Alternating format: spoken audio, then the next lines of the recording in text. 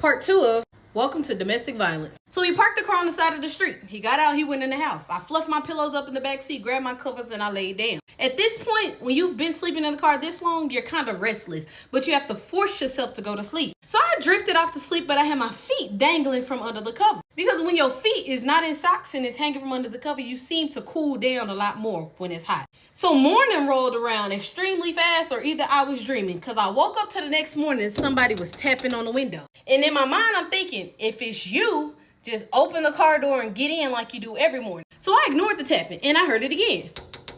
Hey. And it was a woman's voice. Now low key, I was scared to poke my head from under the cover, but I went ahead and did it. I raised my head up from under the cover and I seen a lady standing at the window talking about, what are you doing out here? I did not know what to say because I did not know who this was, and I did not know how my dude was going to react to finding out, or somebody finding out that I was sleeping in the car. So I just looked at her, eyes big like, Miss, you ain't supposed to know that I'm out here. She talking about, open the door. Come on up out of here. Now, I've been very big on respecting my elders, respecting people in general. So the fact that I spazzed out on my mama and got disrespectful, she deserved that. So I flicked the unlock switch and I opened the door. Luckily, the alarm didn't go off. Or maybe this was God saying, like, baby, I'm going to get you up out this car one way or another. So I got out of the car and she talking about, come on with me. Come on. So I followed her. We go into the house. The entire time, I'm thinking my dude living there by himself. It's a whole nother woman, but she was an older woman. So when I walked in the house, we went into the living room. There was a guy sitting on the couch, a little girl running around. Well, I followed her. We went down this little narrow hallway. We went through the den, went through the kitchen, and we walked up to this door. She knocked on the door.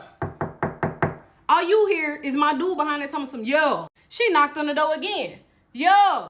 Come to the door. Like she wasn't playing no games. When he opened the door, he looked at me like he had seen a ghost. But again, I looked at him like I was looking at a ghost. Like, I ain't supposed to be in here. I don't know what happened. She told me, who is this? He said, that's my girlfriend. This your girlfriend, and she been out there sleeping in that car. Now, this is an elderly lady now. She very wise, so she understand what the fuck is going on. You ain't finna put nothing past. He told me, yeah, I was trying to figure out some things before I brought up. So you mean to tell me your girlfriend is here?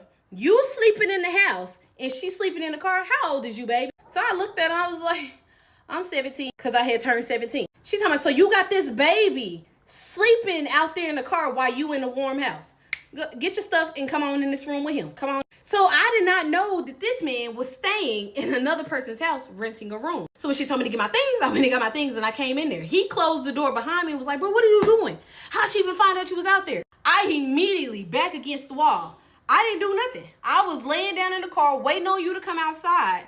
And all I hear was a tapping on the window. And I poked my head out thinking it was you. And it was her. And she told me to get out. This man was so angry. Like, dang, man. You always ruining stuff, man. What? What? Like, I'm completely astonished. But I ain't finna say nothing else. I'm not finna say nothing else. You not about to do me down bad. None of that. So I politely go over to the edge of the bed. And I sit down. And he finished mixing music. Whatever it was that he was doing on his computer. I'll see y'all in the next part.